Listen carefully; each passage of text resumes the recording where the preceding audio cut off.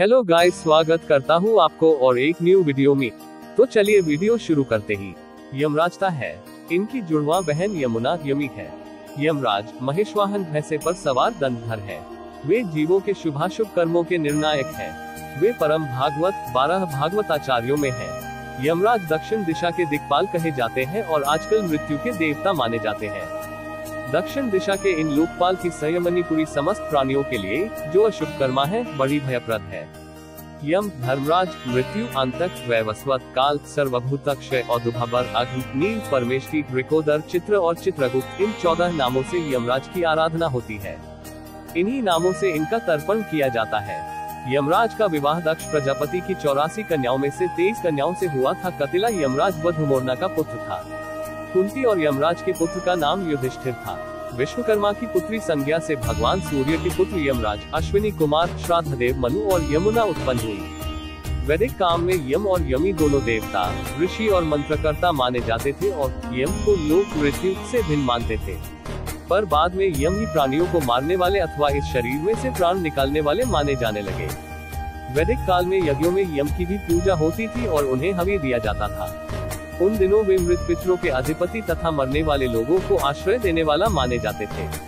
तब से अब तक इनका एक अलग लोक माना जाता है, जो यमलोक कहलाता है। हिंदुओं का विश्वास है कि मनुष्य मरने पर सबसे पहले यमलोक में जाता है और वहां यमराज के सामने उपस्थित किया जाता है। वही उसकी शुभ और अशुभ कृत्यों का विचार करके उसे स्वर्ग या नरक में भेजते हैं। ये धर्मपूर्वक विचार करते हैं, इसीलिए धर्मराज भी कहलाते हैं। ये भी माना जाता है कि मृत्यु के समय यम के दूत ही आत्मा को लेने के लिए आते हैं। स्मृतियों में 14 यमों के नाम आए हैं, जो इस प्रकार है: यम, धर्मराज, मृत्यु, अंतक, वैवस्वत, काल, सर्वभूत, क्षय, औदुंबर, अग्नि, नील, परमेष्टि, रिकोदर, चित्र और चित्रगुप्त। तर्पण में इनमें से प्रत्येक के नाम 3-3 अंजलि जल दिया जाता है।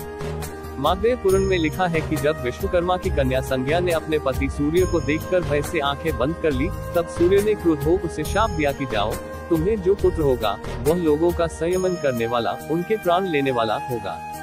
जब इस पर संज्ञा ने उनकी और चंचल दृष्टि से देखा, तब फिर उन्होंने कहा कि तुम्हें जो कन्या होगी वह इसी प्रकार चंचलता पूर्वक नदी के रूप में बहा करेगी।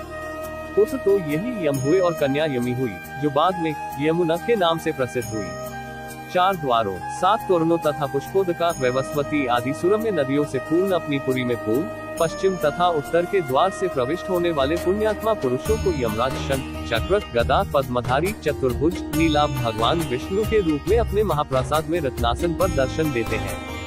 दक्षिण द्वार से प्रवेश करने वाले पापियों को वह तप नौहद्वार तथा पोए, शोणित एवं क्रूर पशुओं से पूर्ण वैतरणी नदी पार करने पर प्राप्त होते हैं।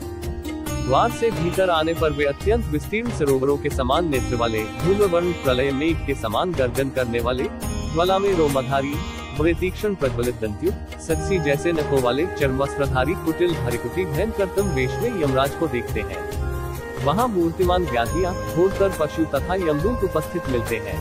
दीपावली से पूर्व दिन यमदीप देकर तथा दूसरे पर्वों पर यमराज की आराधना करके मनुष्य उनकी कृपा का संपादन करता है। ये निर्णेता हमसे सदा शुभ कर्म की आशा करते हैं।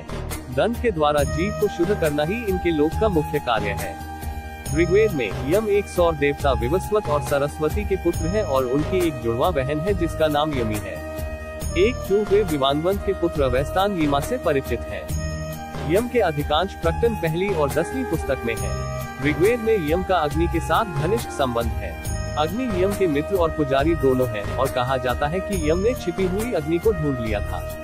ऋग्वेद में यम मृतकों का राजा है और 2 राजाओं में से एक है जिसे मनुष्य स्वर्ग में पहुंचने पर देखता है, दूसरा वरुण है। आगे क्या हुआ हम अगली पार्ट में देखेंगे। गाइस, वीडियो अच्छा लगे तो लाइक करके चैनल को सब्सक्राइब कर देना। गाइस, मिलते हैं और एक न्यू वीडियो में। बाय।